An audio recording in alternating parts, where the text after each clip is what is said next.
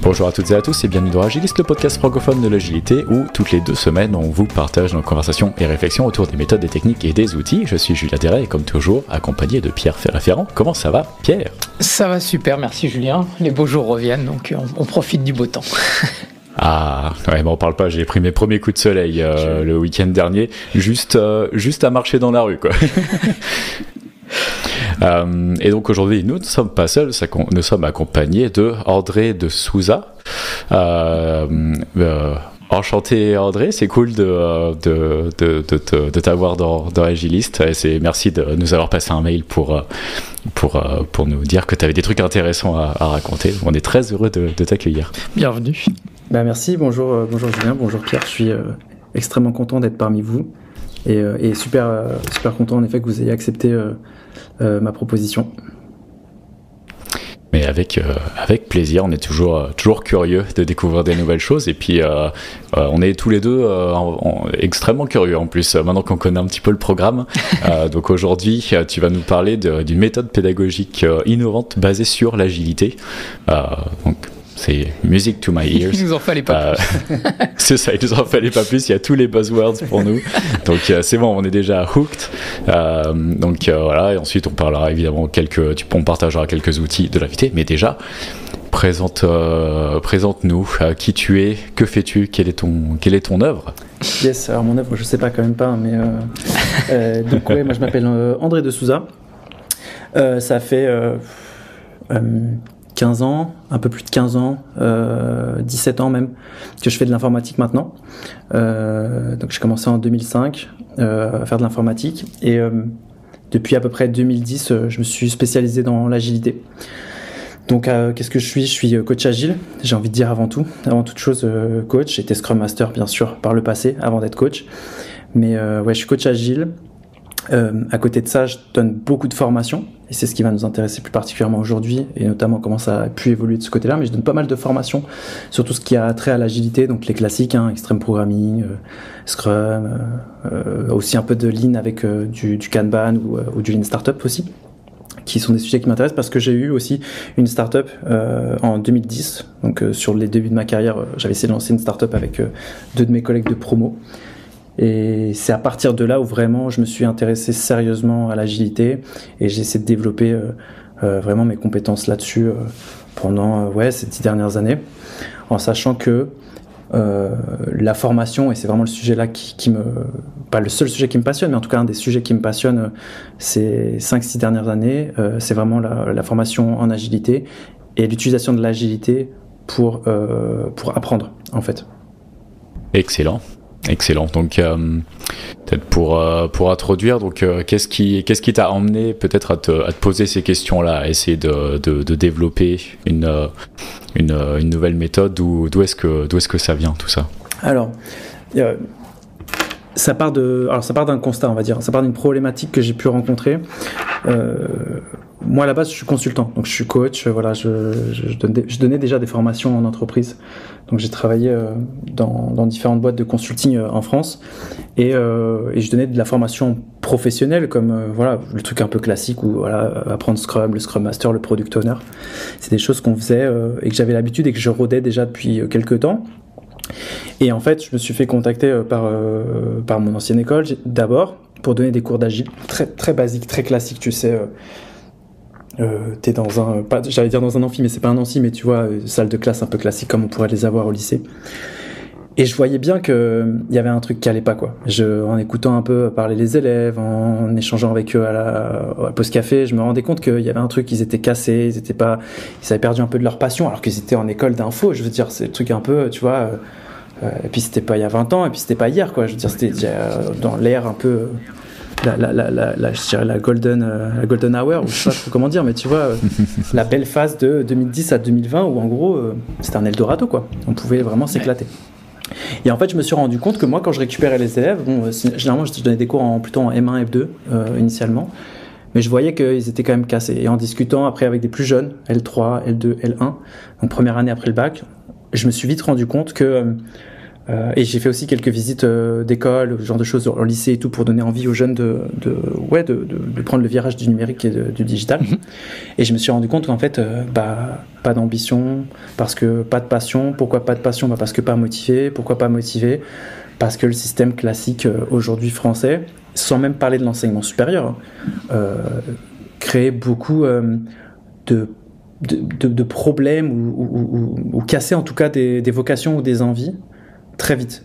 Et c'est vrai que tu en as plein que je récupère des fois, notamment à l'école à la coding où j'enseigne le plus en ce moment, qui sont un peu cassés et qui ont changé de voie. Donc souvent, mais vous le savez, hein, c'est du classique, hein, j'ai fait une année de fac. J'ai fait une année de fac dans le droit, ça m'a pas plu. Ou alors j'ai fait ce qu'on appelait à l'époque le DUG. C'est le DUG un peu en info. Et en fait, ils étaient cassés et puis ils comprenaient pas, ils prenaient pas de niveau. Et en fait, c'est assez symptomatique vous savez, du sachant. C'est-à-dire que t'as le prof en face de toi, il te donne son cours, voilà, je sais tout, écoutez-moi, buvez mes paroles. Et c'est vrai que moi, si c'est pas Steve Jobs en face, je peux comprendre les élèves, quoi. Si vraiment la personne en face de toi, tu vois, elle a pas la science infuse, et franchement, il n'y en a pas beaucoup non plus dans le monde qui ont la science infuse, à part ChatGPT en ce moment. Et encore. Et encore, ils se trompent. Je pouvais comprendre ces élèves-là, quoi, qui me disaient, non, écoute, j'ai pas trouvé mon bonheur, je m'ennuyais, très vite j'ai décroché, j'apprenais rien, et donc c'était un peu le constat et la problématique que j'ai rencontrée aujourd'hui de l'éducation, en tout cas quand ils arrivent en enseignement supérieur. Beaucoup sont là soit par hasard, soit redirigés ou reconvertis aussi après quelques années parce qu'ils se sont rendus compte que ça allait pas, quoi. Ouais, je me retrouve beaucoup dans cette description. J'ai eu la chance de faire une école d'ingé en alternance, donc j'avais quelque chose qui me raccrochait à la réalité et qui m'aidait un peu à m'accrocher parce que voilà, au moins. Voilà, la moitié du temps, j'étais en entreprise, je faisais des trucs concrets, c'était pas toujours les trucs les plus intéressants, mais au moins, j'avais l'impression, et puis j'apprenais des tonnes et des tonnes, mais à chaque fois que je retournais en cours, c'était vraiment l'enfer, quoi. Et autant en début de cursus, on a pris des hard science, et donc vraiment sciences dures à fond, thermodynamique, maths et tout, c'était pas inintéressant, c'était dur, mais c'était pas inintéressant. Au moins, il y avait quelque chose, même si on se dit, c'est un peu useless, j'utiliserai pas forcément plus tard, mais bon, au moins, il y a un peu de challenge, tu tapes dedans, tu poses pas trop la question. Mais après, en deuxième, troisième année, oh là là, t'as des profs, des enseignants-chercheurs qui viennent te parler de technologies qui sont pas utilisées dans l'industrie depuis 20 piges, genre OSGI, des trucs comme ça, mais quel enfer! Alors on peut pondérer, évidemment, j'ai appris quand même plein de choses, et plus je grandis et plus je me rends compte que ça m'a appris à travailler en groupe, que ça m'a appris à savoir ce que c'était aussi que de travailler dans un collectif. On avait une promo qui était extrêmement soudée et j'en garde d'excellents souvenirs.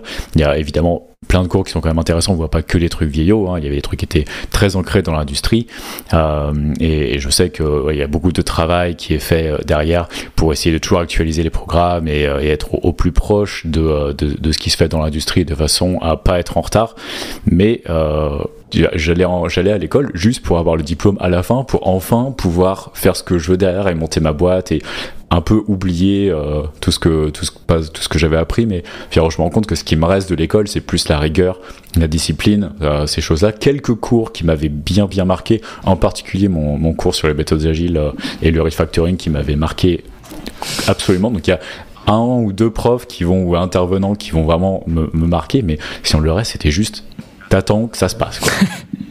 T'attends la libération. Chez Pierre, t'as eu une expérience un peu différente.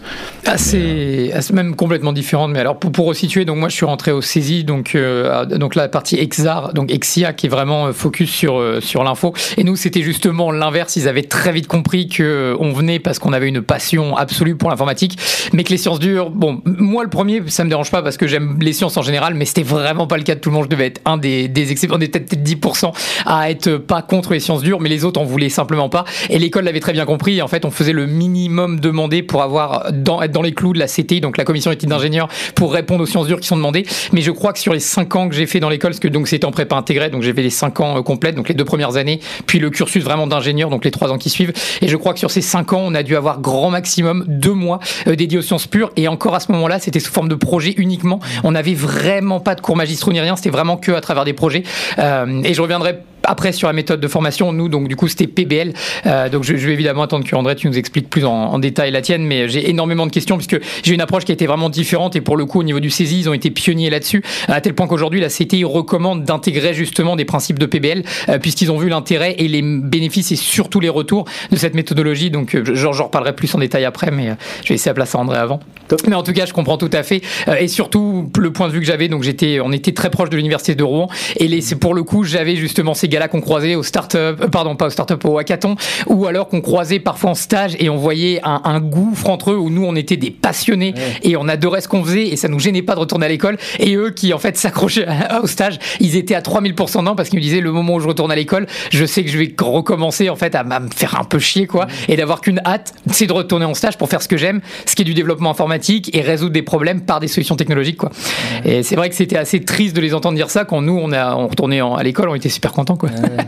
Donc, mais ça c'est un point, j'en reparlerai aussi tout à l'heure sur nous ce qu'on a expérimenté et comment nous on fonctionne maintenant, mais ce sujet là que tu disais aussi Julien de l'OSJI, et tu vois un peu tout ce contenu un peu dépassé, moi je croisais des élèves après en informatique qui me racontaient quand je leur disais bon ok qu'est-ce que t'as fait en dev et tout, et ils me disaient bah j'ai fait du processing quoi, je crois que c'est non, du processing ou je crois que c'est ça le langage tu sais universitaire un peu je suis pas sûr que ce soit le processing parce que ça c'est utilisé des méthodes formelles ou des choses comme ça. Tu sais, très universitaire que tu n'utilises que au sein de l'université, mais qu'en fait en entreprise personne n'utilise parce que c'est fait pour apprendre une sorte de truc un peu. Ou alors, comme tu l'as dit, des trucs genre, moi j'ai vu des programmes, là, des élèves qui me racontaient des programmes dans les écoles où ils étaient en 2019, tu vois, ils me parlaient de J2ME, quoi. Java mobile truc là, édition là. Enfin, what ? En 2019, c'est mort depuis combien d'années ça ? Bon, très compliqué quoi. Et justement, j'en reparlerai aussi tout à l'heure, mais c'est un vrai sujet pour pouvoir passionner les élèves aussi. Hein. C'est comment est-ce que tu fais pour garder ta formation un peu on top sur les trends quoi. Comment est-ce que tu fais pour rester sur les trends et motiver les élèves pour qu'en effet, quand ils sont sur place, ils aient envie de faire d'expérimenter, de jouer avec et pas de se dire wow, qu'est-ce que je fais là, vivement l'entreprise en alternance à nouveau quoi, parce que c'est ça. T'as deux facteurs qui sont extrêmement importants dans la qualité de la formation. La première c'est in fine par rapport à ce qu'aura été couvert, quelle est du coup on va dire la valeur que t'as appris, mais t'as réellement la valeur uniquement que si t'as l'adhésion des étudiants, puisque si jamais tu leur donnes le contenu mais qu'au final ils ont écouté que 20% du contenu, au final ils ont pas 100% de ce qui est proposé, ils ont donc 20%. Donc non seulement le contenu doit être intéressant et en adéquation avec ce que les gens recherchent, mais surtout il faut que la manière dont le savoir est délivré soit intéressante de manière à ce que les étudiants absorbent le maximum pendant ces 3 ou 5 ans d'études pour devenir ingénieur. Donc complètement très compliqué. C'est tout le sujet justement. C'est tout le sujet, c'est tout ce que j'ai voulu justement traiter ces dernières années parce qu'encore une fois, on parlait tout à l'heure d'amphi, je vous disais voilà, tu sais, les élèves sont là, ils sont en amphi, ils écoutent, t'as le sachant et tout, et en fait on le sait très bien, tu vois, aujourd'hui la stat, je l'ai plus en tête, mais elle est moins de 10% de ce que tu vas retenir sur de l'oral quoi. Et donc il faut mieux que tu aies des messages forts, il vaut mieux que tu fasses passer les messages différemment pour qu'au moins ces 10% sont super importants. Et nous qui faisons de l'agilité, on le sait aussi, on pourrait avoir ce parallèle-là, vous savez, sur les fonctionnalités que tu délivres. Tu sais, quand tu dis voilà, je fais un backlog, j'ai 100 fonctionnalités, en fait en vérité, loi de Pareto, il y en a 20 vraiment qui sont utilisées, les autres jamais utilisées ou peu utilisées d'après le Standish Group, c'est des classiques ça. C'est un peu pareil à l'école quoi, enfin pour le coup, dans la même chose. C'est bon. Donc maintenant qu'on a commencé à défricher le sujet, dis-nous tout. Parlons vraiment de la méthode. Non, j'ai envie de savoir. Yes. Alors le point, c'est que comment est-ce que tout ça, comment est-ce qu'on en est venu là en tout cas. Donc je le disais tout à l'heure, moi je donnais des cours à la base d'Agile, donc je formais les gens en Agile en entreprise, et puis on est venu me contacter, on m'a dit voilà, on a quelques cours d'Agile en Scrum et tout ça. Je dis ok, allons-y. Il y avait justement mon ancien collègue de promo, Guillaume Varcol, avec qui on a travaillé à l'époque, avec qui on était de la même école et avec qui on a monté notre première startup, on est resté très proches. Et moi je suis revenu donner des cours d'Agile et lui il est venu travailler sur un programme d'entrepreneuriat pour les M2, donc pour les masters. Donc il a refait tout un programme d'entrepreneuriat avec des expériences d'entrepreneurs super cool, un truc vraiment top, pour lequel d'ailleurs on faisait des learning expéditions en Silicon Valley, donc c'était vraiment un truc vraiment super intéressant pour les élèves, très quali je trouve. Donc il a vraiment bien bossé le dossier. Et moi j'intervenais avec lui sur des aspects plus lean startup, j'animais sur place aussi, je l'aidais, je facilitais des choses sur place en Silicon Valley. Et donc l'école, bon, comme ça marchait bien, on avait quand même un bon crédit auprès de l'école et qu'on avait fait des choses assez sympas, on est revenu vers moi, parce que comme j'étais un peu l'expert agile de l'école, on est revenu vers moi en me disant, voilà, André, on voudrait monter une école du code. Parce que c'était une école très, vous savez, master, manager en informatique, un truc un peu classique, quoi, où tu touchais un peu à tout. Mais ils voulaient vraiment du code pour du code. Donc ils en avaient marre c'est pas qu'ils en avaient marre, mais ils voulaient compléter leur offre de formation qui commençait par des BTS, où en fait le problème des BTS c'est que c'est super, hein, c'est l'éducation nationale, donc ça rassure beaucoup les parents, mais en vérité le contenu il commence à être un petit peu poussiéreux. Donc du coup c'est pour ça aussi qu'il y a des écoles comme 42, c'est pour ça qu'il y a bien place pour tout le monde, hein. Il y a des écoles comme la Coding Academy je crois, ou d'autres écoles comme ça, qui sont des écoles qui ont pris le parti de dire ok, nous on fait du code pour former des développeurs. Et donc ils voulaient créer une école du code. Et il se trouve qu'à ce moment-là, moi je fais le Scrum Gathering à Porto, d'ailleurs au Portugal, et je viens en tant que speaker pour le mob programming, qui est vraiment un sujet qui me tenait à cœur, qu'on expérimentait avec mes équipes à l'époque. Et je rencontre sur place, je vais à une keynote de Willy Wijnants, qui est le cofondateur de EduScrum, donc qui est une méthode qui est le Scrum appliqué à l'éducation. Et donc je vois sa keynote, je trouve ça génial, il fait intervenir des élèves de collège, parce qu'à la base l'EduScrum c'est fait pour le collège, à la base, hein, en tout cas lui il l'a créé dans cette optique-là pour ses classes. Et donc je vois des élèves super sûrs d'eux, tu vois, c'est des Hollandais quoi, tu vois. Je suis au Portugal, le gars vient et les élèves parlent en anglais, mais tout va bien, hyper à l'aise. Oui, l'EduScrum c'est génial, on fait ça avec Willy, c'est super. Je me prends une claque, tu vois, vraiment. Je me dis, waouh, qu'est-ce que c'est que ce truc qui sort de nulle part? J'ai jamais entendu parler de ça. Je rentre, donc j'échange très vite fait avec Willy sur place, mais vraiment très vite fait. Je rentre en France et donc on me contacte, on me dit, voilà, on voudrait monter ce truc-là. Je dis, bah attends, moi je veux bien vous aider, il n'y a pas de souci. Et on me dit, par contre, il nous faut un truc différent, innovant, les formations plan-plan, ça va pas marcher. Il faut qu'on fasse un truc comme vous avez fait pour les entrepreneurs, un truc vraiment qui donne envie, où on fasse rêver les élèves et tout. Je dis, ok, bah écoute, je pense que j'ai un truc là. Je viens de voir l'EduScrum, je t'explique rapidement, je lui explique, elle dit, écoute, on en reparle. On devait être en décembre 2016. Et en fait, il voulait démarrer en septembre 2017. Donc du coup, en fait, ce qui s'est passé, c'est qu'on s'est accordé. Ouais, il y avait 8-9 mois, mais en vérité, avec les vacances et tout, il y avait un peu moins. Ce qui s'est passé, c'est qu'on a échangé, on s'est mis d'accord, on est parti sur cette méthode pédagogique finalement en tant que fondement ou pilier. En tout cas, on est parti là-dessus pour avoir le pilier du travail. Et après, dessus, on est venu rajouter des choses, des briques. Parce que du Scrum, c'est du Scrum. Pas se mentir, c'est du Scrum classique, avec un petit truc un peu plus sympa en plus, qui est la DOF, qui est la Definition of Fun, qui permet aux élèves en fait de définir par semaine, par sprint, ce qui les éclate ou qui les motive ou les passionne. Par exemple, tu vas dire bah voilà, moi le jeudi, je sais pas, je vais manger à tel endroit. Le mercredi, on se fait un midi série, par exemple, où on joue à League of Legends, je sais pas, pendant 1 heure. Bref, ils s'accordent, ils trouvent un truc qui les motive en tout cas à travailler. Donc je mets en place ça. Je déroule la méthode, je la mets en place. On trouve les profs, on définit le contenu pédagogique. Et là, je reviens à ce que vous avez dit tout à l'heure, en définissant le contenu pédagogique, on se base sur les trends. Donc, c'est-à-dire que moi, on peut travailler avec des élèves avant, je voyais un peu qu'ils n'étaient pas contents, les trucs poussiéreux, et donc on dit, ok, on part vraiment, on fait que du code. Donc, on s'est mis à faire que des langages, de la programmation orientée objet, de l'algo de base, bien évidemment, les trucs classiques, tu vois, quand tu démarres dans le dev, un peu de modélisation, voilà, bien sûr de l'agile, bien sûr, parce qu'aujourd'hui, on le sait, hein, c'est un peu la base en entreprise. Et donc, on met ça en place, on démarre en septembre, et donc on fait notre premier batch, donc notre première année, plutôt qu'un batch, première année avec un diplôme certifié CNCP. Donc voilà, et on expérimente. Ça se passe super bien, on a des super retours, les premiers élèves sortent, ou en tout cas continuent avec nous. Et en fait, de fil en aiguille, on est parti en termes d'inspiration, comme je le disais, du Scrum. Donc c'était la base, très Scrum. Moi, par-dessus, j'ai commencé à mettre un rythme qui me paraissait plus cohérent que l'EduScrum, parce que la problématique de l'EduScrum, c'est qu'il faut le rappeler, c'est fait pour des collégiens. Or, au collège, tu fais pas des blocs d'1 semaine ou 2 semaines, 3 semaines de sprint, tu vois, d'affilée comme nous on le ferait en entreprise. Et donc moi, j'ai imposé un truc à l'école, j'ai dit, il faut qu'on ait un rythme où il n'y a pas de commutation de tâches, où les élèves sont focus, parce qu'on sait les ravages que ça a sur notre cerveau quand on est dev et qu'on commute. C'est vraiment un productivity killer. C'est d'ailleurs un des points que je mettais en avant sur le mode programming, une des forces du mode programming. Et donc, on fait des blocs d'1 semaine. Donc, tous nos cours sont sur des blocs d'une semaine. Quand tu fais, en l'occurrence de l'Agile at School, j'en ai pas parlé, mais c'est le nom de la méthode. Quand tu fais de l'Agile at School, c'est vraiment une semaine, c'est ton bloc. Donc tu vas faire par exemple du JavaScript en une semaine. La semaine d'après, avant tu vas faire de l'HTML, peut-être tu vas faire du JavaScript, peut-être tu vas faire du CSS. Et au bout de 3-4 semaines, ça sera une release. En gros, tu auras un cycle d'apprentissage complet autour du développement web, pour vous donner un exemple. Mais après, à côté, les élèves sont en pseudo-scrum, parce que c'est pas totalement du scrum, mais c'est quand même assez classique, avec un sprint planning en début de semaine, le stand-up tous les jours, enfin ce que l'on appelle le stand-up chez nous.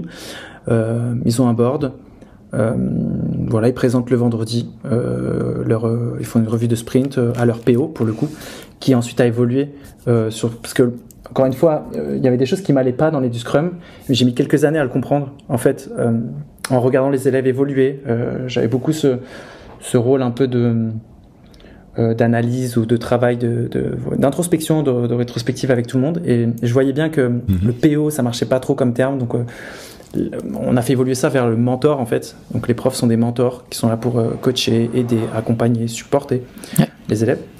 Et chaque groupe, donc les élèves ne sont jamais seuls. Ils sont toujours en groupe de travail comme en entreprise, de 3 à 4 comme dans les du Scrum, avec un rôle qu'on va appeler le servant leader, où en groupe, chaque semaine, un élève sera servant leader pour le reste de sa team. Donc son job, un peu comme un Scrum Master, mais c'est pas un Scrum Master, c'est vraiment d'aider l'équipe, de la supporter, d'encourager, d'aller chercher les informations, de faciliter, de se mettre vraiment à la place de l'équipe et de les supporter dans tout ce qui sera nécessaire. Et en plus, bien sûr, ils ont leur job d'apprentissage classique, bien évidemment. Mais en gros, voilà, on est parti vraiment de ces inspirations de Scrum et du Scrum. J'ai voulu un peu m'extraire du Scrum pur parce que je trouvais que il y avait, au fur et à mesure des années, je me rendais bien compte qu'il y avait des choses qui n'allaient pas.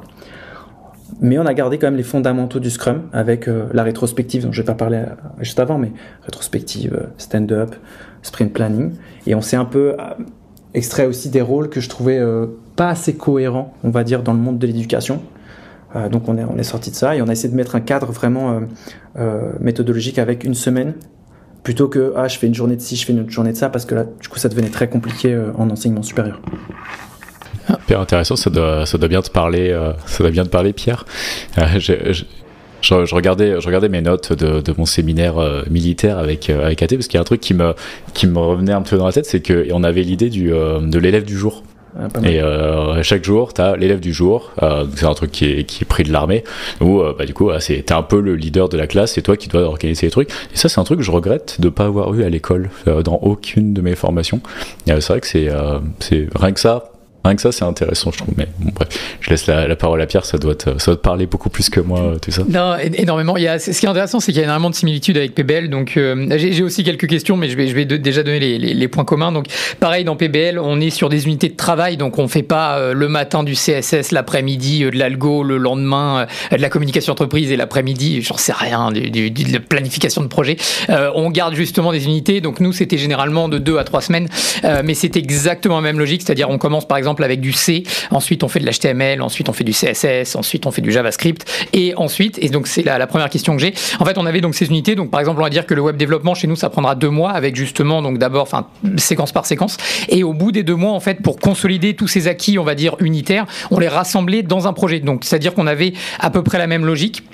Donc par exemple, quand on commençait, donc mettons on commence le lundi matin, on est dans une salle, donc on était à peu près des petits groupes de 10 avec un professeur, donc on appelle même pas des professeurs chez nous, on les appelle des tuteurs, dans l'idée un peu des mentors, c'est-à-dire qu'ils sont là pour guider et aider, ils sont pas là pour directement nous instruire ou délivrer du savoir dans une classe. Et donc du coup on se rassemblait en petits groupes de 10, dans ces groupes de travail il y avait toujours un scribe, quelqu'un qui gérait le temps, et une personne qui était donc du coup le facilitateur, donc c'est lui qui donnait la parole ou qui faisait avancer les topics pour être sûr qu'on reste dans le temps donné. Et donc on avait donc un problème qui nous était énuméré avec justement des comment on appelle ça, des mots-clés ou on va dire des phrases ou des concepts qu'on devait justement bien mettre en avant pour être sûr de travailler dessus. Et on avait une restitution 2-3 jours plus tard où on revenait avec le même tuteur, le même groupe, et on restituait justement donc tous les points qu'on devait identifier, on les mettait en avant, on expliquait les concepts. Le tuteur s'assurait que les concepts avaient bien été compris. S'il y avait des erreurs, évidemment, il nous corrigeait. Et ensuite, on disait donc le problème avait été ça. Nous, c'est la solution qu'on a trouvée. Et là, c'était vraiment pour le coup coup, et c'est là une des différences par exemple, c'est que chacun, s'il y avait une personne qui préférait travailler toute seule, elle pouvait s'isoler pendant les 2-3 jours et bosser de son côté et revenir seule, ou s'il y avait 2-3 personnes qui voulaient travailler ensemble, ils pouvaient le faire aussi, c'était assez flexible là-dessus. Une question que j'ai, c'est au niveau des groupes, donc j'imagine qu'ils sont donnés par unité de travail. Est-ce que ce groupe reste le même par exemple pour toute l'année, ou est-ce qu'il est le même groupe uniquement pendant cette phase, par exemple une semaine sur l'HTML, c'est le même groupe, mais quand on aborde le CSS la semaine d'après, le groupe va changer, ou est-ce que ça reste le même? Alors, en fait, chez nous, on a alors, comme vous le savez, tous les deux, en Scrum, on sait que la stabilité fait la force de l'équipe. Donc, plus tu as une équipe stable, plus tu fais en sorte de limiter un peu les obstacles extérieurs et donc de changer de projet, ainsi de suite, plus tu vas avoir une meilleure vélocité. Ça, on le sait, c'est connu, c'est comme ça. En fait, pour moi, et c'est aussi, c'est un parti pris, c'est que pour nous à l'école, ça marche moins bien ça. Le risque il y a des avantages et des inconvénients. Donc nous, ce qu'on a dit, c'est on fait en sorte de changer au plus possible les équipes toutes les semaines. Donc c'est-à-dire que tu vas par exemple faire du PHP, on va être tous les 3. Semaine d'après, on va faire, on va changer, on va partir sur du Java. On sera plus ensemble. Parce qu'en fait, on part du principe que à l'école, on a tous à apprendre quelque chose les uns des autres. Et on n'est pas sur une productivité type vélocité où il faut, t'as une livraison, tu dois assurer le truc parce que t'as pas les mêmes objectifs comme en entreprise, tu vois. Mais ce que je remarque, néanmoins, maintenant que je t'ai dit ça c'est la théorie. Dans la pratique, je remarque que plus les années avancent, plus les années passent, plus t'as des affinités, plus t'as des automatismes avec les gens, et c'est comme en entreprise, plus t'as envie de travailler avec la même équipe, et souvent, vers la fin, tu as des équipes qui sont quand même qui sont constituées et qui restent assez stables. Mais nous, en tout cas, sur les premières années, on pousse vraiment pour que les gens tournent, pour que les équipes tournent, parce que, comme c'est ce que je leur explique, c'est que moi, je sais pas, j'en sais rien, je vais dire une bêtise, mais j'utilise VS Code. Si toi, tu utilises IntelliJ, je vais dire n'importe quoi, t'as pas les mêmes raccourcis que moi, on n'a pas les mêmes façons de faire. En gros, tu vas m'apprendre des techniques que moi, je connais pas forcément. Et ça va m'ouvrir, en fait, mes horizons. Et comme on travaille beaucoup en pair et en mob programming, ça fait partie aussi du day-to-day, un peu de ce qu'on utilise comme technique, mais pas que d'ailleurs, mais je vous en reparlerai, mais c'est vrai qu'on aime bien faire tourner les équipes. Donc généralement, on fait tourner les équipes sprint après sprint. Ok. Et du coup, sur la deuxième question, donc évidemment, il y a donc ce que tu parles, c'est ces unités, donc le sprint du coup d'une semaine où on part sur un topic. J'imagine des fois même vous avez peut-être plusieurs sprints sur le même topic si c'est un gros sujet. Et est-ce que du coup c'est consolidé comme en PBL avec du coup un projet derrière qui, on va dire, rassemble un petit peu tout, ou est-ce que c'est toujours des sprints toute l'année où il y a une cadence qui change, ou est-ce que c'est vraiment sprint après sprint où il y a un changement, comme par exemple passer en mode vraiment projet, et là pour le coup c'est plus long, peut-être 2 à 3 semaines pour livrer quelque chose de vraiment plus gros, ou pas au niveau... On a les deux cas. Pour te répondre très clairement, en fait, la base, c'est de dire, tu as une semaine, tu fais de l'HTML, ok, ton PO ou ton mentor, il va venir et il va te dire, on va apprendre les bases de HTML, voilà. Et pour ce faire, l'étude de cas de la semaine, ce sera donc un projet. On aura un projet fil rouge, conducteur, toute la semaine, qui sera, je sais pas moi, développer un site vitrine statique, parce qu'on est en HTML, on n'a pas fait de JS.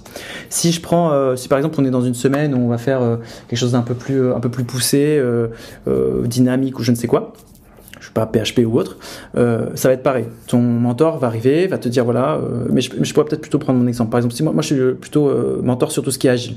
Donc du coup, je vais donner des cours sur le Scrum, sur l'extreme programming, sur le mob programming. Je vais faire un peu un melting pot de tout ça. Je vais leur donner un peu de théorie, je vais leur donner des exercices pratiques. Et moi, par exemple, dans mon cas, je leur donne un projet toutes les semaines, comme tous les autres mentors, mais sauf que moi, dans mon cas, comme c'est pas du code pur, je leur donne par exemple le jeudi. Donc je leur expliquerai ça dans le day-to-day de comment on fonctionne, mais en gros, je leur donne un projet à réaliser en un jour, une journée et demie, et ils doivent me faire un rendu sur ce projet le vendredi matin lors de la revue de sprint. Là où je dis qu'il y a les deux, c'est que toutes nos semaines sont ponctuées par un projet. Donc il n'y a pas de théorie pour faire de la théorie ou de la pratique avec des petits exercices pratiques. Ouais. Toutes nos semaines ont au moins un gros projet avec un rendu soutenance revue de sprint à présenter au mentor le vendredi matin. Après, là où je te rejoins, et je pense que c'est intéressant, et nous on le fait en tout cas à l'école, c'est un des points qu'on a mis en place, mais qui n'est pas introduit dans la méthode, parce que ça c'est une liberté que je n'ai pas inscrit dans la méthode. C'est quelque chose que je pense qu'il faut laisser un peu à chaque école ou chaque responsable pédagogique un peu le choix là-dessus. Mais c'est un truc qu'on fait qui marche bien, ce que tu viens de dire, c'est-à-dire qu'on par exemple sur le web, on va avoir toutes nos semaines avec, comme je disais, un projet HTML, CSS, et en milieu d'année ou fin d'année, on va avoir ce qu'on appelle un projet web, où en gros tu vas avoir 2 semaines Et en fait, ces 2 semaines, ça sera soit un projet imposé, soit c'est eux qui définissent et on échange sur le projet qu'ils veulent faire. Et au bout des 2 semaines, ils nous font leur revue de sprint, groupe par groupe, pareil, pour nous présenter. Et là, c'est généralement, voilà, comme tu l'as dit, tu vas implémenter l'ensemble des technos que tu as appris pendant ces 4 ou 5 semaines peut-être. Ok. Et à nouveau, du coup, quand ces projets-là arrivent, est-ce que vous laissez de nouveau les étudiants s'organiser tout seuls pour créer leurs équipes ou est-ce que vous imposez les équipes Généralement, on n'impose pas. On n'impose pas, mais parfois, il y a des mentors qui le font. Nous, on essaie de ne pas l'imposer pour qu'ils se sentent en confiance et qu'ils aient envie. Tu vois, généralement, encore une fois, ça dépend des objectifs pédagogiques de la semaine, mais sur des projets web, par exemple, on va pas imposer et on va laisser les élèves un peu s'organiser. Il y a un truc qu'on fait aussi qui est cool et ça va vous parler. C'est pour ça que je le dis, sinon j'en parlerai pas. Mais c'est on fait ce qu'on appelle des projets scale up. Où en gros, moi dans ma semaine de Scrum, d'Agile, je leur explique déjà un peu ce que c'est l'agilité à l'échelle. Donc je leur donne une overview très rapide sur, voilà, t'as du Less, t'as du Safe, t'as du Spotify, t'en as d'autres. Et donc quand on fait le projet Scale Up, en gros l'idée c'est de dire, vous allez faire du web et en plus vous allez l'implémenter en termes d'organisation, donc en termes de soft skills, c'est ultra puissant parce qu'on leur dit, maintenant vous allez vous organiser pour que toute la classe, donc ils sont généralement 20-25, tu vois, pour que toute la classe réalise, je vais te dire une bêtise, un YouTube, un Twitter ou quoi, mais en mode feature team. Donc chacun a son backlog, tu vois. Ça c'est cool. Et je leur dis, voilà, vous avez 15 minutes, je vais démarrer un timer, je vous explique brièvement les sujets, je vous montre le backlog et vous vous mettez en place. Et en gros, il y a des boards, je sais pas, timeline, profil, je sais pas quoi. Et en fait, ils se mettent sur les boards. Au bout de 15 minutes, on a défini les équipes. Ils démarrent. Et en fait, le truc, c'est qu'ils doivent se débrouiller pour s'organiser tous ensemble avec le Git et tout ce que ça engendre, pour travailler ensemble, échanger et réussir à mettre en place un produit à 20-25 et pas juste un YouTube ou un Twitter par équipe. Franchement, c'est ultra puissant parce que nous, ça n'a jamais été le cas. Donc, c'est justement un des trucs où on a toujours été au grand maximum des équipes de 4. Mais c'est vrai que d'être plus, ce qui est littéralement le cas dans, on va dire, la grande majorité des entreprises, tu travailles. C'est très rare d'avoir une équipe que de 4 ingénieurs quand tu dépasses 50 personnes, même avant. Mais en tout cas, ouais, non, nous, on n'a jamais eu ça. Et pour le coup, ça a l'air ultra intéressant parce que c'est justement une des, on va dire, des dimensions que j'ai pas eu à l'école. Et c'est vrai que je trouve, l'école, du moins là où j'ai été, m'a très bien appris à m'organiser sur une équipe, on va dire jusqu'à 8-10 personnes grand maximum. Mais c'est vrai que d'organiser plusieurs équipes pour rendre le même projet, ça, on l'a jamais fait et ça a l'air ultra intéressant pour le coup. Ouais. Pour le coup, c'est moi la première fois que je l'ai fait, c'est pareil, c'est à force d'avoir ce feedback et ces retours et d'essayer un peu d'améliorer la méthode petit à petit, je me suis rendu compte de ça. Je me suis rendu compte que les élèves étaient assez forts pour travailler finalement dans des petits groupes de 4-5, un peu ce que tu viens de me dire, mais toi à une échelle un petit peu plus grande finalement, ce qui a dû sans doute t'avantager. Mais dès que je voyais que il devait échanger entre groupes, ça prenait d'autres ampleurs. Et je me suis dit, tiens, on va faire un truc, on va tenter de mettre en place du Less. De façon arbitraire, on a pris du Less pour voir. Et c'était assez impressionnant. Parce que la semaine commence et ils te regardent avec des yeux, mais en vrai, mais ça va jamais marcher. Tu te rends bien compte que là, on va te livrer un truc, mais nul. Je leur disais, vous inquiétez pas, vous connaissez la méthode, vous savez, dépassement de soi, tout ça, ça va marcher. Et à chaque fois, ils me font des rendus... c'est de l'espace, quoi. Même moi qui savais qu'ils étaient capables de le faire, je m'attends pas à ça. Tellement ils se la donnent en fait. Ils se la donnent. Ils se disent non mais attends, là c'est fou. Donc ouais, c'est cool. C'est plutôt cool.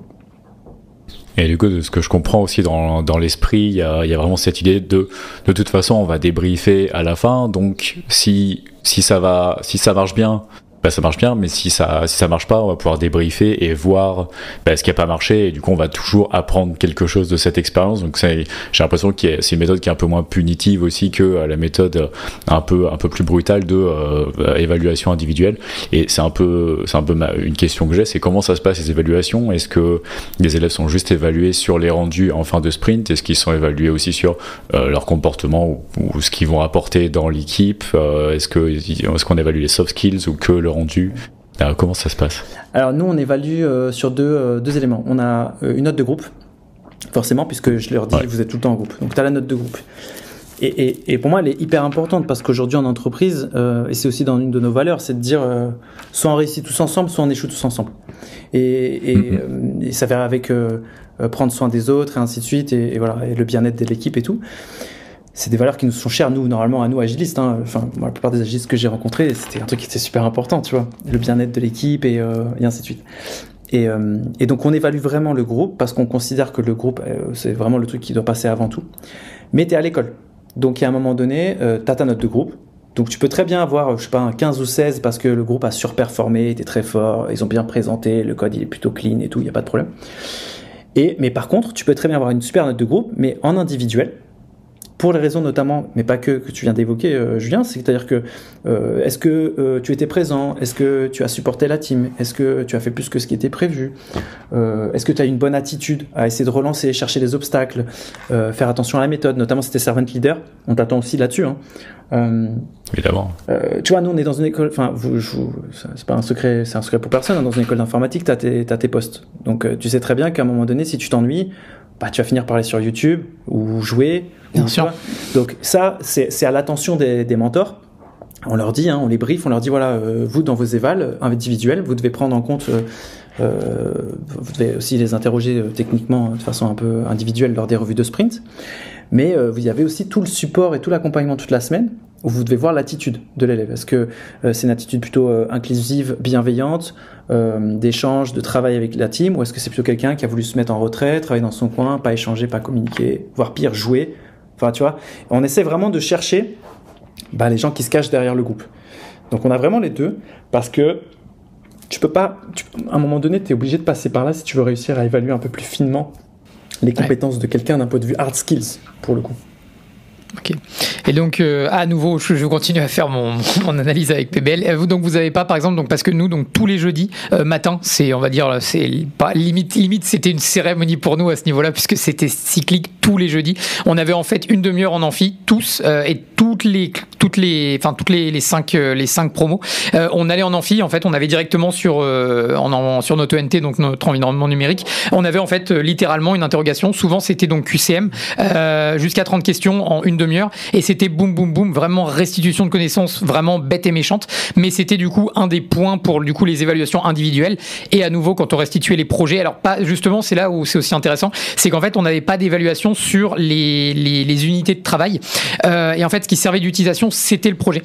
Et donc à nouveau sur le projet, donc comme tu expliquais, revue de sprint, on avait aussi cette partie où en fait on présentait le projet en groupe, et ensuite on avait c'était je crois 20 minutes individuelles par personne, donc c'est ça, 1h20, et donc 20 minutes où tu rentres dans la salle avec les 5 personnes qui avaient eu le projet, et là on te tombe dessus vraiment au niveau personnel. Donc qu'est-ce que tu as fait dans le projet, comment tu as ressenti le projet, où est-ce que tu as travaillé techniquement, ok, montre-nous le code, explique-nous ci, ça, et là voilà, soit on se faisait désinguer ou soit ça se passait très bien, mais c'était vraiment pour le coup là où on se rendait compte, est-ce qu'il y en a qui ont servi de cargo, et est-ce qu'il y en a vraiment qui étaient sur le pont en train de bronzer, quoi. Donc ouais, mais du coup non, c'est intéressant parce que je retrouve les mêmes mécanismes, pas forcément de la même manière et sur la même durée de temps, mais c'est hyper important justement d'évaluer à la fois le groupe mais aussi l'individuel, puisque à l'école, on remet pas un diplôme à un groupe, on le remet évidemment à des individus, donc on est obligé d'avoir cette partie individuelle, quand bien même, et surtout nous en tant qu'agilistes, on insiste toujours sur le groupe avant l'individu, mais ça reste une école dans ce cas-là, et donc forcément l'individu doit aussi être évalué à son niveau personnel. Ouais, t'as pas le choix.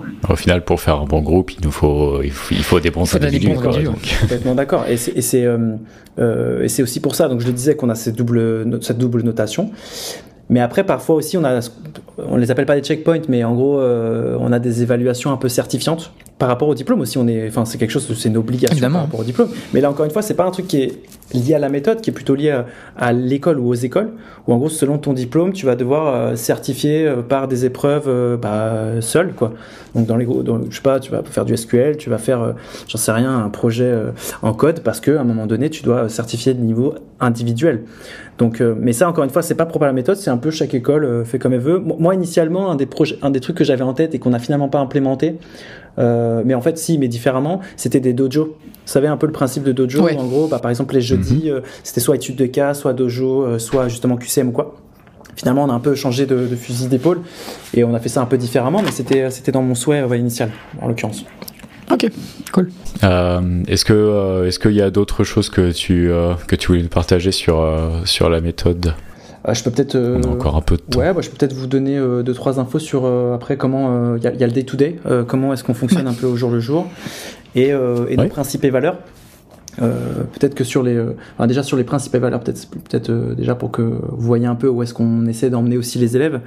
Nous, bon, encore une fois, on est une méthode agile, hein, donc on est clairement basé sur le framework agile. Donc on est manifesto à fond. Donc la collaboration, tout ça, voilà. Les individus, tout ça, c'est vraiment notre credo. Donc, ce qui fait que sur la partie principes et valeurs, tu vas retrouver des choses du genre la collaboration, l'adaptation. On a beaucoup de travail sur la réflexion, en fait. Donc, introspection, rétrospective, qui nous tiennent à cœur. On va avoir un truc qui est un peu différent et que je vois pas partout, mais qui, pour le coup, moi, me tient à cœur. C'est sans doute aussi lié à mon profil psychologique, mais qui est lié à l'environnement de travail. Donc c'est un truc où maintenant, tu vois, l'ère du télétravail, c'est limite devenu secondaire, je trouve. Mais j'ai souvent remarqué que, et en entreprise aussi, hein, c'est pas pour rien, si Google, toutes ces boîtes-là ont investi dans des campus de dingue pendant très longtemps, c'est que, en fait, plus tu te sens bien dans ton environnement de travail, et là, en l'occurrence, d'apprentissage, plus tu vas avoir envie de rester, plus tu te sens à l'aise, plus tu es en confiance, plus tu es dans de bonnes dispositions pour apprendre. Donc nous, un des principes qui me tient à cœur, c'est d'avoir un environnement de travail inspirant. Donc on va faire passer des messages, tu vois, c'est basique, mais tu vas avoir des messages du genre done is better than perfect. Tu vois, on a des gros posters comme ça. On fait passer des messages comme ça toute la journée. On s'en sert de temps en temps. Les PO, les mentors s'en servent. On va avoir ce genre de choses. On va avoir les trucs un peu classiques de la start-up où tu peux te détendre en canapé. Les élèves ils peuvent se balader en chaussettes s'ils veulent se balader en chaussettes. Enfin, tu vois, il y a pas de on n'est pas à vous dire t'es en Bermuda ou je sais pas quoi. En fait, on essaie vraiment de créer une culture assez inclusive où chacun se sente bien et où chacun puisse se sentir libre de d'échanger et être en confiance. Notamment aussi parce que et je le remarque ces derniers temps là, avec la Gen Z, enfin la génération Z. Tu peux pas les catcher et les attraper comme tu nous attrapais nous à l'époque, tu vois. Tu peux pas. C'est pas possible de faire un cours. Déjà nous c'était compliqué, un magistral, mais il faut vraiment qu'ils se sentent bien et que ce soit dans l'air du temps et que tu vois si t'as de la vidéo en plus c'est génial. Si t'as, tu vois, il faut de l'anecdote, il y a beaucoup de ce truc là. On est beaucoup dans cette consommation d'apprentissage qui est différente. Donc dans les valeurs on est vraiment sur créer un environnement inspirant. Où les gens se sentent bien pour venir et n'aient pas envie finalement de rester en télétravail parce qu'on propose aussi de temps en temps du distanciel, mais voilà, essaye de faire ça. Et après sur tout ce qui est plutôt valeur, moi il y a des points qui me tiennent à cœur mais qui viennent directement de l'agilité, hein, c'est bien-être, sens-toi bien d'être toi-même et sens-toi bien dans le groupe, c'est teamwork, donc on travaille ensemble et on met ça en avant. Ça va être tout ce qui est lié au bien-être des autres. Donc non seulement on fait en sorte que les gens se sentent bien et soient en confiance dans leur travail, mais on fait aussi attention, on leur dit soyez empathiques, aidez les gens qui sont en difficulté. Allez vers les élèves qui sont en difficulté, aidez-les, ne les laissez pas en galère psychologique. Si vous voyez quelque chose, n'hésitez pas à venir nous voir pour qu'on travaille ça. Parce qu'on en a eu, hein. On a des élèves qui étaient en perdition parce que l'algo c'est dur en fait quand t'en as jamais fait. Et quand tu vois ton copain à côté qui est en train de finir super vite et toi t'es là et tu comprends pas ton if ou ton, tu vois, t'es en mode je comprends pas, qu'est-ce qui se passe. Donc il y avait ça, donc essayer d'être très inclusif là-dedans et il m'en manque un aussi super important, l'excellence. Parce que je reviens encore sur cette histoire qui moi me marque vraiment dans l'éducation nationale aujourd'hui, c'est que j'ai l'impression qu'on cherche pas à mettre en avant l'excellence. Ça veut pas dire que l'éducation n'essaye pas, mais je pense qu'aujourd'hui le système il est cassé d'un point de vue excellence et que je les pousse, on les pousse vraiment pour qu'ils soient excellents. On leur dit vraiment allez chercher vraiment le top. C'est pas grave si vous y arrivez pas, c'est pas grave, c'est pas ce qui compte. Allez chercher l'excellence dans tout ce que vous faites, voilà. Donc il y a ça, la passion, bien sûr. On cherche vraiment parce qu'encore une fois, c'est aussi un héritage et un legacy de l'éducation nationale.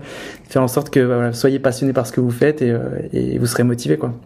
Ah non, je suis complètement d'accord là-dessus. Et au niveau de l'éducation française, je pense, c'est même plus à prouver, mais que l'éducation française a été, alors plus maintenant, hein, mais il y a plusieurs décennies, a été reconnue pour justement avoir une barre qui était extrêmement haute et qui disait aux gens, challengez-vous pour arriver à ce niveau-là, puisque c'est ici que réside l'excellence. Et évidemment, depuis maintenant plusieurs décennies en France, c'est clairement un nivellement vers le bas, où en fait on veut que tout le monde réussisse. Il suffit de voir les résultats du baccalauréat. Je crois qu'on est à 98% de réussite. On peut plus appeler ça un examen à ce niveau-là. C'est un ticket qu'on te donne et on dit bravo, t'as fait comme tout le monde. Et quand j'en parlais avec mes grands-parents, ils le disaient, le niveau des baccalauréats aujourd'hui, je crois, équivaut même pas au niveau des CM2 de mes grands-parents. Donc on est arrivé à un niveau qui est plus qu'au ras des pâquerettes. C'est pas pour rien qu'on est dernier en Europe au niveau des mathématiques, alors qu'on est le pays de Pasteur et de tant d'autres génies. Donc il y a vraiment quelque chose qui est cassé au niveau du système français. Et c'est là où je trouve qu'on a, nous, de la chance en tant qu'ingénieurs, d'avoir quand même des écoles qui nous tirent toujours à aller à ce niveau-là. Et je pense pense que rajouter l'excellence comme une valeur est extrêmement importante, puisque, enfin, sauf si les gens font des métiers comme ça pour avoir le train de vie de monsieur tout le monde, ce que je pense pas être le cas. Et donc c'est là où justement on a la chance, enfin moi ça a été mon cas, pas toute ma promo évidemment, mais 2/3 des gens avec qui j'ai été, qui sont restés pendant les 5 ans avec nous, aujourd'hui leurs carrières sont vraisemblable à la mienne, qui est bien au-delà d'autres personnes qui ont peut-être pris les mêmes carrières mais pas avec le même drive, ou justement une école qui leur a inculqué de toujours essayer d'être le meilleur possible. Voilà. Donc là-dessus je te rejoins complètement. Ouais, et j'ai l'impression aussi que c'est l'excellence, c'est intéressant et je pense c'est très pertinent d'aller la chercher, mais je pense pas qu'on puisse aller la chercher tout en étant hyper punitif et en sanctionnant l'erreur. Et du coup, justement, c'est hyper inspirant ce que tu dis. C'est un peu la méthode américaine, tu vois. C'est genre, voilà, au moins il a essayé, quoi. C'est ça. Et ensuite, tu apprends de tes erreurs et tu continues à aller chercher. De toute façon, tu n'arriveras pas à être parfait dès le début, mais c'est en continuant que. Donc, c'est essayer de tendre vers l'excellence plutôt que aller chercher la perfection en one shot, quoi. Mais c'est vraiment, enfin, c'est un sujet, enfin, ça pourrait être, on pourrait en parler des heures, mais moi je trouve vraiment que, ce que tu l'as dit, hein, j'ai pas osé le dire, Pierre, mais tu l'as dit, je le pense tellement, c'est cette histoire de nivellement par le bas, moi qui m'agace. Complètement. Mais tellement, tu vois, je vois des jeunes, je discute avec eux et je me dis des fois, mais c'est pas possible. Et je sais que c'est pas de leur faute, tu vois, je sais que c'est un truc qui est psychologique, c'est-à-dire que petit à petit, ça s'est venu, ça s'est ancré, et si t'as pas des modèles, des rôles modèles, comme on dit des fois maintenant, autour, qui t'incitent à aller plus loin, ou plus haut en tout cas, c'est compliqué. Et en effet, le punitif, mais c'est horrible, enfin, c'est-à-dire que, ça veut dire quoi? C'est-à-dire t'as essayé, t'as pas réussi, on va te sanctionner pour ça. Non, et je pense qu'au contraire, il faut, et d'ailleurs, c'est un des sujets aussi qu'on a intégré dans la méthode, c'est, on s'est basé sur, et calqué sur, un truc que fait Google, mais je crois qu'ils le font plus aujourd'hui. C'est, vous savez, le 20%, le temps 20% Google, ce qu'ils appellent aussi les lab days. Enfin, en tout cas, moi, je l'appelle comme ça. On inclut ça, on appelle ça des lab days. On donne du temps à nos élèves sur leur semaine, donc sur leur sprint, on va leur donner une demi-journée pour travailler sur des projets perso qui leur tiennent à cœur, pardon. C'est vraiment pour ça, en fait. C'est vraiment pour leur dire, ok, t'essayes, t'expérimentes, tu joues, c'est un laboratoire. Et tu vas comme ça un peu te guider dans ton process d'apprentissage, et peut-être que tu vas découvrir un truc qui va t'intéresser, et peut-être que tu vas rester là-dedans. Mais à un moment on leur dit, tu sais, ah non, attention, ce temps-là, à la fin, tu me présentes un truc, si c'est loupé, ça sera dans ta moyenne. Et non, au contraire, on les pousse à faire des choses incroyables. On essaye en tout cas, des fois ça marche, des fois ça marche pas. Ok, c'est pas grave, c'est un long chemin, l'apprentissage, on apprend toute notre vie. Donc tu peux pas commencer à casser des vocations en disant non mais attends, mais t'as pas le niveau, enfin. J'ai entendu des profs dire ça des fois à des élèves, non mais t'as pas le niveau, qu'est-ce que tu veux faire ça va pas, non, t'as pas fait assez de maths. Bon, peut-être qu'ils ont raison, mais c'est pas une façon de le dire. Non, et puis il y a une grosse contradiction aussi en France, c'est là où justement moi j'adore être à Londres pour ça, c'est-à-dire que ici c'est un truc tout con et on le répète à chaque fois, mais ici par exemple tu vas en France, si tu vas voir les investisseurs et tu leur dis bon bah voilà, j'ai tenté de faire 5 startups, il y a mettons 2 profils, chacun on fait 5 startups, il y en a un qui va venir en disant bon bah j'ai fait 5 startups, il y en a 4 il y en a une, la toute première qui n'a pas marché mais les 4 derrière ont fonctionné, il y en a un autre qui va venir en disant bah j'ai foiré les 4 premières mais là j'en ai une qui fonctionne. En France on va prendre celui qui a eu les 4 startups qui ont réussi. Au Royaume-Uni je peux t'assurer qu'ils vont prendre celle où le gars a foiré 4 fois parce qu'ils se disent ce gars il a foiré 4 fois, la 5e a marché et il leur demande c'est qu'il va y arriver parce qu'il a appris de ses erreurs. En France on a peur de l'échec et surtout c'est que non seulement on a peur de l'échec mais on stigmatise l'échec et c'est là où c'est la double peine, c'est qu'on ne reconnaît pas l'échec comme étant une source d'apprentissage et en plus on la pénalise au-delà de ça. Là où les Américains, je n'ai pas du tout les Américains à cœur mais pour le coup je dois leur reconnaître ça, c'est qu'ils reconnaissent l'échec comme étant la meilleure forme d'apprentissage et dans une certaine manière, ils donnent un safe space c'est totalement normal d'échouer. Et justement, ils incitent sur le fait que si on n'échoue pas, on ne progresse pas. Et en France, on essaye d'avoir ce truc un peu mystique qui est on peut progresser et être excellent sans jamais échouer ou du moins ne jamais dire qu'on a échoué et ça crée un paradoxe et ça crée je trouve une pression mentale qui est énorme de se dire qu'en fait on n'a pas le droit d'échouer, donc comme on n'a pas le droit d'échouer les gens vont pas essayer et c'est là où c'est tout un engrenage qui est je trouve très malsain dans l'apprentissage français en général qui est si t'as échoué le dis surtout pas, mais pourquoi ne pas le dire parce que justement c'est tellement source d'apprentissage et ça permet d'aller tellement plus loin dans la vie et dans nos carrières professionnelles et je ne comprend pas en France qu'on ait, on va dire, un peu cette omerta ou ce non-dit autour de l'échec qui est pourtant tellement puissant dans l'apprentissage, alors que dans les pays anglo-saxons, c'est l'inverse. Ils le recherchent constamment, quoi. Donc, ouais.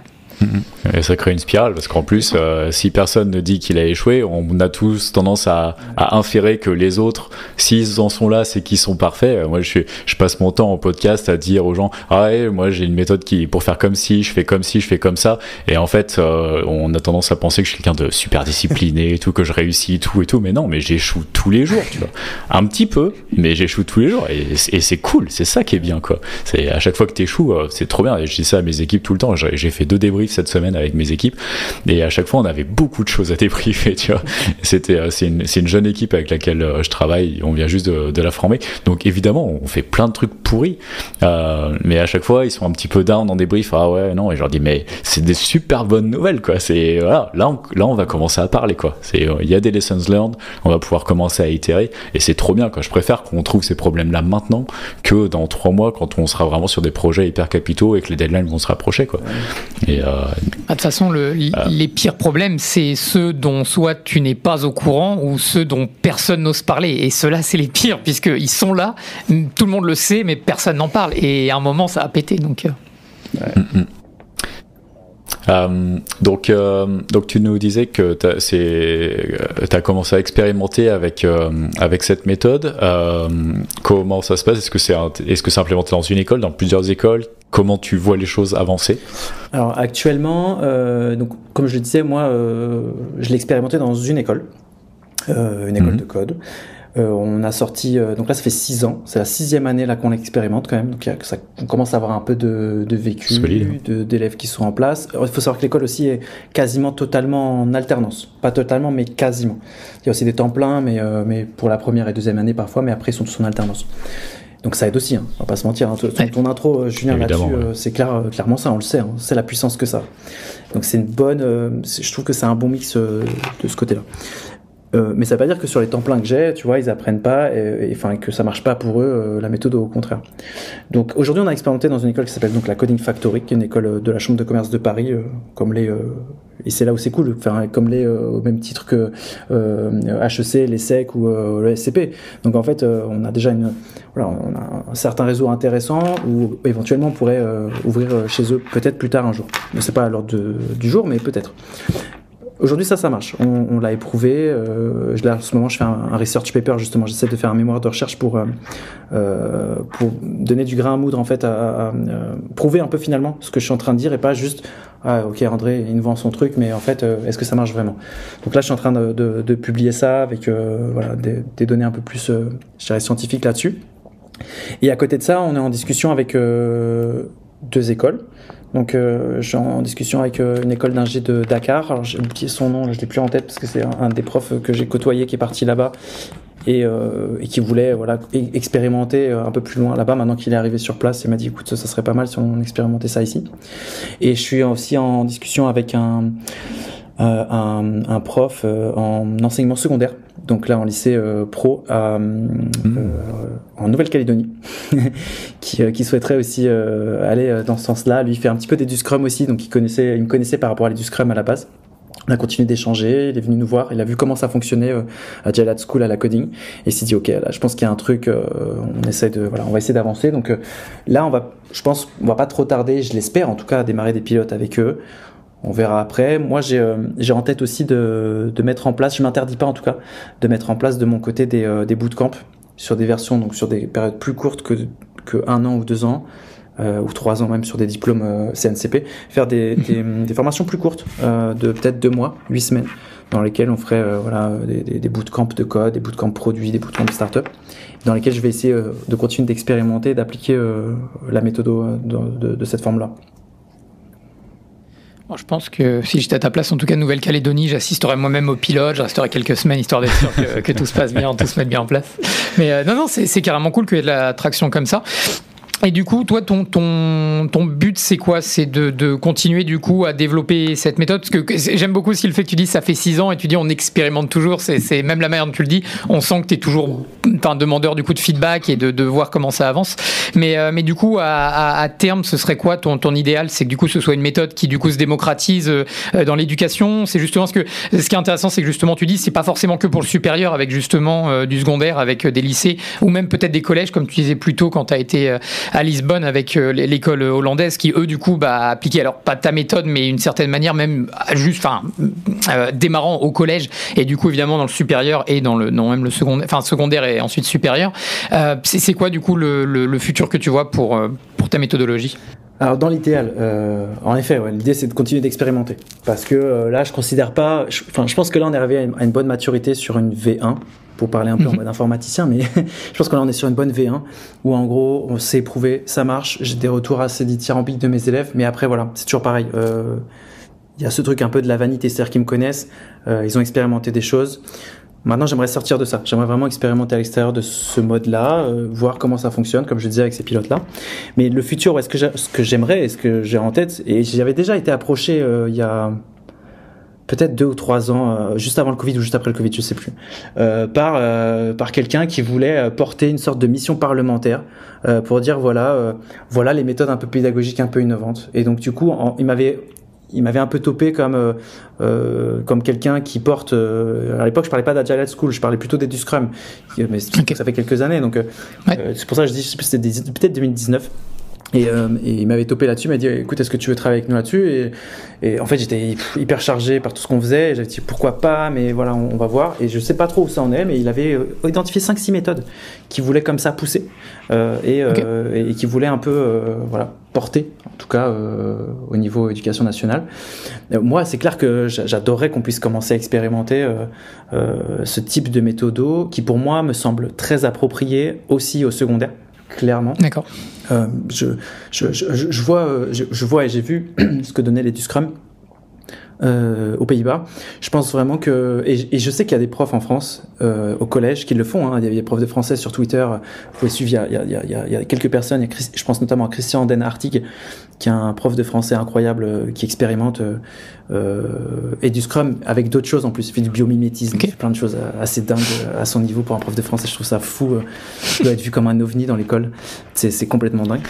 Et j'aimerais bien les titiller là-dessus, leur dire voilà, vous savez, il y a autre chose, on peut imaginer des choses différentes. L'excellence, ça se travaille pas que d'un point de vue de l'élève, ça se travaille aussi de notre point de vue. On a besoin de réinventer l'école, surtout, et encore une fois je le répète, à l'heure de la Gen Z, de la génération Z, qui n'a plus du tout envie d'apprendre de la même façon, à l'heure de ChatGPT, où franchement tout est à dispo en un millième de seconde. Donc il faut qu'on soit meilleur là-dessus, et donc l'idée c'est ça, aller les voir, j'aimerais bien en tout cas travailler avec eux là-dessus et expérimenter sur d'autres écoles secondaires pour qu'on améliore encore cette V1, qu'on passe à une V2 et qu'on essaie d'accélérer après, ça serait génial. Ok. Et du coup, donc une question aussi. Donc pour toi, quelle est en fait la mesure du succès de la méthode, ce qui est un peu une question, parce que par exemple, donc si je prends l'éducation française, avant c'était la quantité de connaissances apprises. Évidemment, aujourd'hui, c'est plus du tout le cas. C'est juste s'assurer que l'étudiant va rester assis. C'est très triste, hein, et je suis assez cynique là-dessus. Mais l'idée, c'est de s'assurer qu'un élève peut rester assis 8 heures avec une pause de 1 heure au milieu de la journée, et qu'à la fin de la journée, normalement, il n'aura pas sauté au cou du prof ou il se sera pas enfui de la classe. Et c'est plus trop est-ce que il a appris suffisamment ou pas de connaissances. Mais du coup, de ton point de vue à toi, quelle est du coup la mesure de succès de la méthodologie? Est-ce que c'est plus au niveau du coup de ce que je disais au début, est-ce que c'est vraiment la quantité d'informations qui aura été absorbée par l'élève, ou est-ce que c'est aussi du coup justement l'adhérence à la méthodologie et du coup au fait qu'il ait envie d'apprendre, qui pour aujourd'hui, de mon point de vue, est le plus gros problème dans l'éducation française, c'est qu'aujourd'hui l'éducation française n'est plus capable de rendre le fait d'apprendre suffisamment sexy pour cette nouvelle génération. On a toujours des méthodes arriérées de faire écrire sur du papier, alors qu'aujourd'hui on a des vidéos, des podcasts, on peut faire absolument tout, mais on continue à demander aux élèves aux professeurs d'écrire sur un tableau blanc et aux élèves d'écrire sur des feuilles de papier. Donc voilà. Non, c'est triste ce que tu peins là comme tableau, mais c'est la réalité, ouais. Nous, en termes de critères de succès, il y a plusieurs sujets. Moi, cette méthode elle est très pratico-pratique. C'est-à-dire que pour moi, je fais du pragmatisme. Pour moi, je veux que les élèves soient épanouis. C'est-à-dire qu'un de mes critères, c'est tu sors de là, t'es épanoui dans ton domaine. C'est-à-dire que il y a une adéquation entre ce que tu as choisi et ce que tu vas faire. Tu n'es pas là par hasard, ou en tout cas, tu es peut-être venu par hasard, comme souvent, mais tu t'y es retrouvé. Tu as en effet adoré apprendre, tu t'es éclaté, tu as découvert un domaine qui te plaît. Et je parle pas que de l'informatique. Aujourd'hui, on fait de l'informatique, mais demain, on répercute ça sur une école d'art. J'en sais rien, de design. Mais super, tu vois.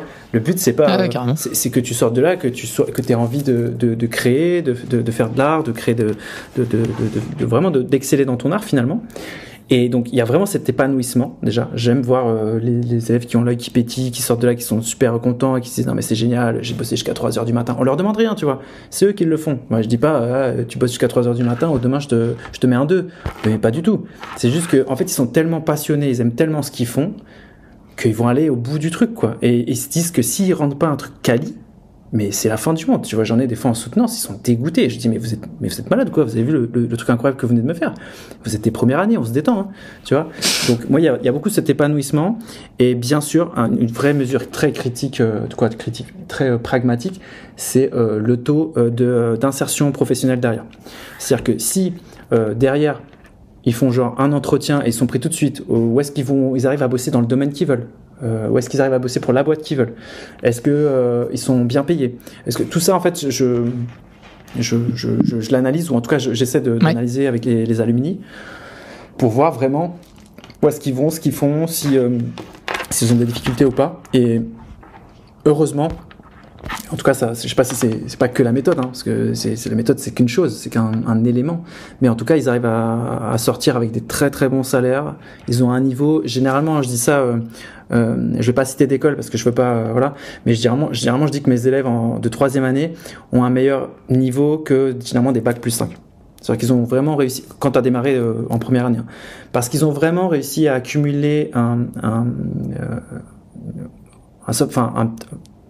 tas de soft skills, quoi. Enfin, tu vois, vraiment une quantité de soft skills qui est assez impressionnante par rapport aux autres et qui rejoint ce que tu viens de dire, hein, Pierre, qui est de dire, ils savent comment apprendre, ils savent l'intérêt que ça a, ils apprennent pas pour moi ou pour l'école, ils apprennent pour eux, ils ont compris ce point-là, ils savent vous chercher, donc ils apprennent à apprendre, quoi. Ils savent apprendre à apprendre, tout simplement. C'est ce qu'on leur inculque. Et du coup, derrière, on sait que ça va marcher, quoi. Et du coup, derrière, ouais, ils arrivent à trouver des belles boîtes, des bons salaires, encore une fois. Et moi, c'est surtout cette mesure-là. Ça, l'épanouissement, vraiment, et le niveau. Parce que comme je donne des cours dans plusieurs écoles, je peux vite me rendre compte, et même si je suis coach agile, je vous l'ai pas dit, mais je continue de coder à titre perso. Donc du coup, je suis capable de travailler avec un dev en pair programming et d'analyser un peu ce qu'il fait. Et donc mes élèves, c'est pareil, je suis capable de voir si vraiment ils ont un niveau de malade ou si voilà, c'est pas foufou. Donc tout ça me fait dire qu'en termes de niveau technique dans mon domaine qui est l'informatique, mais si j'étais dans l'art, est-ce que je sais pas moi, est-ce qu'il s'est restitué si je suis chez les Gobelins par exemple parce que je sais faire du motion design ou je ne sais pas trop quoi, en première, deuxième, 5e année. Là c'est un peu pareil. Est-ce que je sais déjà faire du Web3 avec des smart contracts en 2e année ou est-ce que je l'ai fait qu'en 5e année? Tout ça c'est des mesures qu'on a et c'est ce genre de métriques qu'on suit. Ok, ouais, c'est super intéressant. Enfin, en tout cas, on sent que tu as pensé à tout. Et pour le coup, ça rejoint à nouveau les demandes de mon point de vue de la CTI et aussi du coup ce que PBL remplissait au niveau des acquis. Et justement, il y a le fait de trouver un emploi ou pas dans les 6 mois qui suivent la fin de formation, à quelle qualification, à quel salaire et tout ça. Mais ok, merci, super intéressant. Ouais, on a tendance à oublier que c'est la finalité au final d'avoir le diplôme, c'est pas juste d'avoir le diplôme, c'est tout le reste de la vie après. Très bien, vous connaissez la tradition, on t'a demandé de réfléchir à quelques outils que tu voudrais partager aux auditeurs et auditrices que tu utilises probablement dans ces cas-là. C'est quoi ta toolbox? Alors moi j'ai une toolbox très très basique d'un coach agile un peu au jour le jour. Parce que moi c'est vraiment ma vie est un to-do. Donc je vais pas vous mentir, depuis mes 23 ans, j'ai une to-do list qui évolue depuis maintenant plus de 12-13 ans. J'ai cette to-do list et donc je travaille avec une to-do list sur les outils ont évolué mais en gros aujourd'hui l'outil que j'utilise le plus pour rédiger ça va être un Sublime Text. Donc vraiment, tu vois, un notepad, hein. C'est vraiment un bloc-notes. Moi, je dis Sublime, mais c'est un bloc-notes. Très simple, rapide à ouvrir, que je peux avoir sur mon Mac rapidement avec vraiment mes to-do. Je vais utiliser Calendar beaucoup pour mettre des objectifs, suivre et traquer ma roadmap. Parce que voilà, je vais avoir une roadmap à court, moyen et long terme, que ce soit pour ce sujet ou d'autres sujets dans ma vie pro. Donc, je vais beaucoup utiliser Calendar, Google Calendar.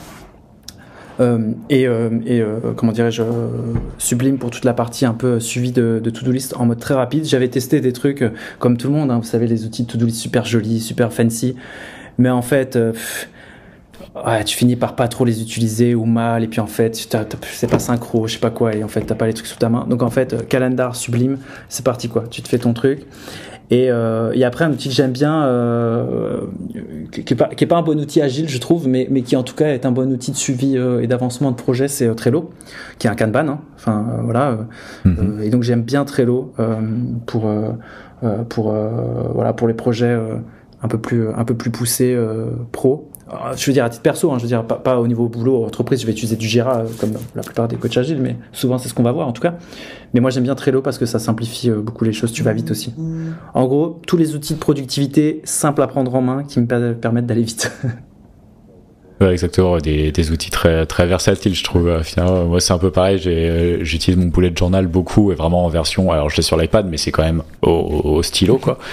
Et j'utilise beaucoup Notion à côté, donc j'ai réfléchi de 10 000 façons possibles d'essayer d'intégrer tout ça dans Notion. Mais la beauté du bullet journal, c'est que tu discutes avec quelqu'un, tu veux noter un truc, bam, tu le notes, terminé, c'est dans ta to-do. Alors que dans Notion, je me vois déjà faire 3 clics, sélectionner le template, machin et tout. Ça me saoule quoi. Ce sera bien rangé, mais ce sera pas possible. Donc j'aime beaucoup le message de la versatilité. Pareil, Trello, voilà quoi. Tu veux une colonne en plus, bam, tu mets ta colonne en plus, paf, c'est parti quoi. J'ai essayé Notion, sincèrement, j'ai essayé. Comme tout coach agile qui se respecte, je passe par différents outils, mais j'en suis revenu parce que comme tu dis, c'est très cool et tout, mais je me suis vu en fait ne plus l'utiliser au bout d'un moment, et en fait tout ce que tu avais mis en place pour ton personal OS, en fait, tu t'en sers plus parce que trop long quoi. Exactement. Ouais, j'utilise beaucoup de Notion plutôt pour des projets moyens, long terme, pour traquer mes one-on-one avec mes développeurs, pour organiser Agilist, des choses comme ça, où là on a vraiment un board où on peut voir chaque épisode qui est en mixage, qui est planifié, etc. Mais pour les trucs avec des itérations beaucoup plus courtes, type to-do, daily, etc., c'est pas possible quoi. On avait un exemple tout con qui me revient, parce que justement on parlait de l'école, mais on avait un de nos professeurs, Denis Froliger, qui du coup était bien trop vieux je pense déjà pour être prof, mais comme il adorait ça, évidemment il restait prof. Je crois qu'au final il a même fini, c'était du bénévolat à un point, parce qu'ils avaient plus le droit légalement de l'employer. Enfin c'était une histoire, mais il était incroyable ce tuteur. Et en gros il y a un moment on faisait donc justement un retour, et c'était C, donc c'était vraiment la première année, un des premiers trucs, et il y a un moment je sais plus, on essaie de faire tourner le code et ça bug, et on était tous avec notre code blogs, donc on avait là une pléthore d'outils pour justement faire tourner notre code et tout ça. Et là on dit bon écoutez, ça va, il ouvre Notepad++, ou je me demande même si c'est pas juste bloc-notes pour le coup, je crois même pas que c'était Notepad++, et là il nous écrit une 50aine de lignes en C, on rigole tous à moitié en mode genre il fait le cador, jamais ça marche, il fait tourner et ça marche du premier coup. Et c'est à ce moment là où je me suis dit putain, en fait, et c'est après avec du coup ma carrière maintenant, mais je me suis rendu compte en fait l'outil c'est bien et ça peut aider un peu, mais au final tu peux prendre quelque chose de très simple, et si tu sais le faire bien, t'as pas besoin de beaucoup d'outils pour bien le faire, et c'est toujours du plus, et c'est toujours un peu plus sexy, un peu plus rapide, mais au final si t'as quelque chose qui fonctionne bien et que tu sais le faire, tu peux prendre le truc le plus basique du monde et ça fonctionnera toujours. Donc tellement. Ouais, ça devient très vite une distraction au final. Complètement. C'est ça. Excellent, on va conclure cette émission. Merci beaucoup, c'était hyper intéressant, ça me donne envie de retourner à l'école, tu vois, et je pensais pas dire ça un jour, hein. Mais... excellent. Non, vraiment très très intéressant. Merci beaucoup d'être venu partager tout ça avec nous et avec les auditeurs et auditrices. Merci beaucoup. Si on veut te retrouver sur internet, si on veut te contacter, te suivre, où est-ce qu'on te trouve sur internet? Alors si vous voulez continuer la discussion et échanger sur cette méthode, ou juste passer un petit bonjour, moi je suis assez actif sur LinkedIn et Twitter. Alors plus LinkedIn ces derniers temps, mais donc c'est André de Souza, donc tout attaché /in, enfin le classique de LinkedIn, hein, /in/André de Souza. Après j'ai un compte Twitter où pareil, vous pouvez me trouver assez facilement, c'est _A de Souza. Vous trouverez dessus, je tweete surtout de l'agile et des choses qui se passent à l'école, ou des réflexions autour de start-up et d'agile. Et après, bien sûr, j'ai un blog agile que, petite fierté personnelle, je maintiens depuis 2010. Donc, ça fait très longtemps que j'ai un blog agile. J'ai mes premiers articles qui remontent à 2010 ou 2011. Mes premiers articles vraiment agiles doivent remonter à fin 2010 ou quelque chose comme ça. Donc voilà. Après voilà, c'est par phase. Hein. Le blogging, des fois, tu as beaucoup de choses à dire et tu as du temps surtout, et tu blogues. Des fois, tu as moins de temps. Voilà. Mais en tout cas, voilà, il y a toujours quelques articles qui sortent tous les ans sur mon blog. Donc ça s'appelle coffeemeeting.com, coffee-meeting.com. Voilà. Cool, on ira faire un tour. Trop bien. Excellent, ouais, absolument. Et on mettra évidemment tout ça dans les notes de l'épisode. Donc c'est facile et accessible. Pierre, où est-ce qu'on te retrouve ? Donc du coup, toujours, j'ai juste mis mon petit profil en ligne, mais pierre.ferret-ferrand.fr. Je pense qu'un jour j'expliquerai pourquoi le tiret dans mon nom. Il y a toute une histoire derrière. Mais alors, donc je vais rajouter quelques petits projets, peut-être un petit peu d'articles dans les mois à venir, donc n'hésitez pas à faire un tour. Et puis sinon, dans LinkedIn toujours, et puis le pub, surtout avec les beaux jours qui reviennent, donc n'hésitez pas. Oh oui, le petit beer garden. Absolument. Toi, Julien. Excellent. Et moi, toujours sur julien.dere.fr. Et vous trouvez mon bouquin sur Scrum, comment j'ai organisé mon mariage avec Scrum, How I Planned My Wedding with Scrum. Et enfin, vous me retrouvez dans le podcast Real Life aussi, podcast de l'amélioration du quotidien, où on raconte plein de trucs sur productivité. On parle de plus en plus de management maintenant tant que j'y suis aussi. Mais voilà, c'est intéressant. On parle bullet journal et plein d'autres trucs. Dans le dernier épisode en date, je raconte mon retour d'expérience sur un tour en avion de chasse que j'ai fait il y a quelques années. Voilà, on parle de choses diverses et variées. Allez y jeter une oreille, c'est toujours... en tout cas, on se marre bien. Enfin, notre site internet est en ligne, donc agiliste.com, agiliste au pluriel.com. Il n'y a pas grand-chose pour l'instant, mais vous pouvez vous y inscrire à la newsletter où on va essayer de vous faire des analyses un peu plus en profondeur des sujets qu'on traite dans les épisodes. C'est aussi peut-être quelque chose qui va être plus facile à partager pour des gens qui ne voudraient pas spécialement écouter 1 heure de podcast. Là, vous aurez un résumé de l'épisode, plus quelques clés en plus. On va essayer d'approfondir un peu les sujets. On va voir si on arrive à s'y tenir et si on arrive à proposer quelque chose de qualitatif. En tout cas, on attend vos retours. Merci d'avoir écouté Agis. Si l'émission vous a plu et que vous avez appris quelque chose, on vous laisse nous laisser une note sur Apple Podcast, sur Spotify. Si vous nous découvrez sur LinkedIn, passez-nous un petit message, les commentaires du post. Venez dire bonjour à André ou à Pierre ou à moi-même. Si vous voulez intervenir dans Agiliste comme André, passez-nous un message. On sera toujours heureux et curieux d'écouter ce que vous avez à partager avec la communauté. En attendant, on vous retrouve dans 15 jours pour de nouvelles discussions sur l'agilité. Salut André, salut Pierre. Salut André, salut Julien. Salut, merci. Salut.